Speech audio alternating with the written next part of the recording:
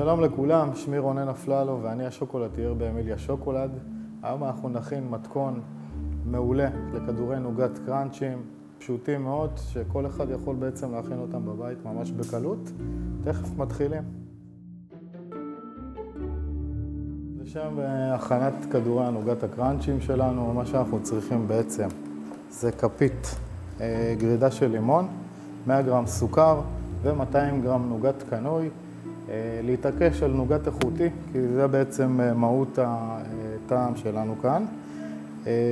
בטמפרטורה וכמובן כלי לעבודה עם סוכר, ידית אדומה, ואנחנו נתחיל את הקרמל. מה שאני עושה בעצם, אני יוצק פנימה את הסוכר, ומה שאנחנו עושים בעצם זה נקרא קרמל יבש. יש שני סוגים של קרמל, קרמל יבש שאין בו שום נוזל, ויש קרמל רטוב שאפשר להוסיף לו נוזלים. אנחנו בעצם שורפים את הסוכר, קרמל מתבצר, בטמפרטורה של בין 170 מעלות ל-220 מעלות. ככל שנעלה במעלות, צבע הקרמל יהיה יותר חזק, גם המרירות שלו. ואנחנו בעצם, אחרי שיהיה לנו קרמל מוכן, נוכל ליצור סוג של קראנץ' ממש מדליק. תכף תראו איך זה קורה. זה קורה די מהר. לקרמל שלי אני רוצה לתת טוויסט בעצם מעניין, ואני מוסיף את הגרידת לימון. מי שלא רוצה להסתבך ממש עם קרמל וההכנה שלו, אפשר פשוט לקנות סוכריות ורטרס אורגינל ולטחון אותם להאבקה, להוסיף אותם לנוגת מומס. ובעצם יש לנו את אותו רעיון.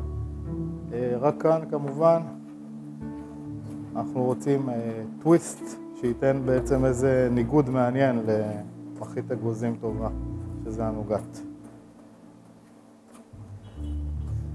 אז סוכר בעצם מתחיל להישרף לאט לאט. אני רואה שהוא הופך להיות נוזלי. תמיד אני משאיר אותו בתנועה.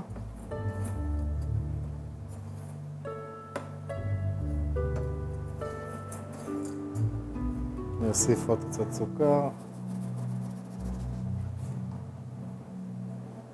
ואמשיך לערבב. זה בעצם טרום קרמל, השלב הזה שאתם רואים.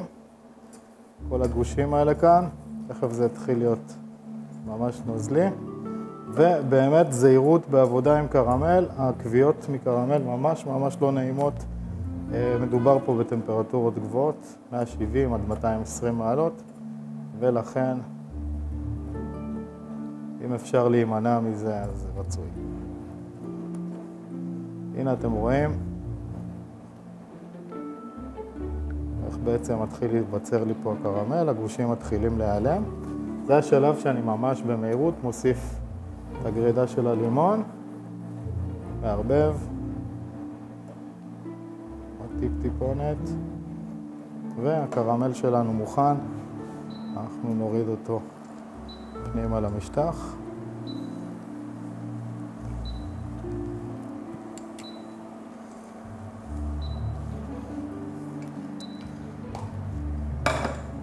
להתגבשות מה שנקרא.